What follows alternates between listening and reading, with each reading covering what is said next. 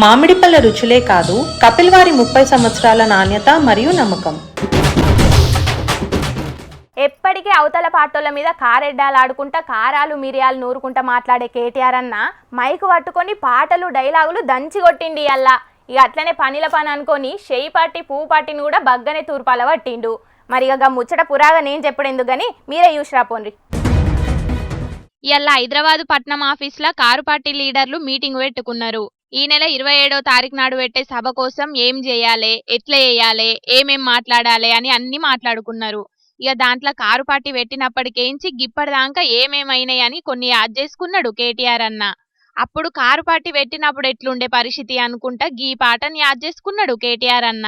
2001వ సంవత్సరంలో ఏమున్నదానాడు అని చూస్తే అదో సినిమా పాట ఉంటుంది ఒకటి, గాలి వానలో వాన నీటిలో పడవ ప్రయాణం, గమ్యం ఎక్కడో తీరం ఎక్కడో తెలియదు పాపం అనే పాట. నిజంగా కూడా ఆ రోజు పరిస్థితి అదే. 2001లో పార్టీ పెట్టినప్పుడు అప్పుడు వెనకట ఇందిరాగాంధీ మేడం ఉన్నప్పటి ముచ్చట తీసి గీ డైలాగ్ చెప్పిండిగా. ఆ రోజు కాంగ్రెస్ కత్తికి ఎదురులేదు, దేశంలో ఇందిరాగాంధీ గారి హవాకి ఎదురులేదు, తిరుగులేదు.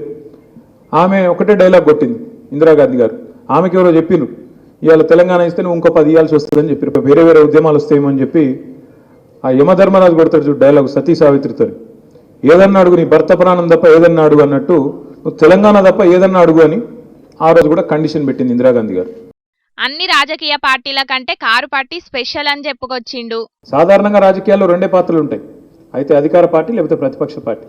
కానీ మనకు ఉద్యమ పార్టీగా 14 ఏళ్ల చరిత్ర ఉంది, 10 ఏళ్ళు అధికార పార్టీగా ఉన్న చరిత్ర ఉంది. ఇప్పుడు 1.5 కాలంగా ప్రతిపక్ష పాత్ర కూడా పోషించినాం. ఏ పాత్ర ప్రజలు ఇచ్చినా ఆ పాత్రలో ఇమిడిపోయి బ్రహ్మాండంగా ఆ ప్రజలకు ఒక గొంతునిచ్చింది ఖచ్చితంగా ఈ గులాబీ జెండా అనే మాట చెప్పక తప్పదు. అన్ని పార్టీలు అధికార ప్రతిపక్ష హోదాలనే కూసుంటున్నాయి గాని 14 ఏండ్లు ఉద్యమ పార్టీగా, 10 ఏండ్లు అధికార పార్టీగా, 16 నెలల సంధి ప్రతిపక్ష పార్టీగా కారు పార్టీ జనాల కోసమే ఉన్నదట. తెలంగాణలో ఎన్నడు ఎలక్షన్లు వచ్చినా కారు పార్టీదే విజయమాట. ఎన్నికలు ఎప్పుడు వచ్చినా, ఈ రోజు వచ్చినా, ఇంకొక 6 నెలలకు వచ్చినా, సంవత్సరానికి వచ్చినా, నేను ముమ్మాటికి ఒక మాట చెప్తున్నా, తుఫాను వాతావరణంలో మళ్ళీ ఒక్కసారి గులాబీ జెండా ఎగురుతుంది, మళ్ళీ కేసీఆర్ గారు ముఖ్యమంత్రి అవుతారు, ఇది పక్కా. మొత్తం కారు తుఫానే వస్తుందట ఎలక్షన్లు ఎన్నడు పెట్టినా కూడా. ఇక గుమ్మడికాయ దొంగలంటే భుజాలు తడుముకుంటున్నారు అని పువ్వు పార్టీ ఎంపీల ముచ్చట తీసిండు కేటీఆర్ అన్న. సెంట్రల్ యూనివర్సిటీ భూములు దందా వెనక ఒక బీజేపీ ఎంపీ ఉన్నాడని నేను చెప్పిన, పేరు చెప్పలే నేను. గుమ్మడికాయల దొంగ ఎవడరా అంటే భుజాలు తడుముకున్నట్టు ఒకరికి ఒకరికి వస్తుండు బయటికి వచ్చి నన్ను తిట్టుడు. నేను నన్ను తిట్టుడు ఎందుకు రా, నువ్వు చేసేదో అటు చెయ్యు, మీరు కేంద్రంలో ఉన్నారు, మీరు చేసేదో అక్కడ చేయండి ఎవడు చెప్తలేడు. ఇగో గీ ముచ్చట మీద గిట్ల కౌంటర్ వేసిండు పువ్వు party MP Raghunandan Rao sir.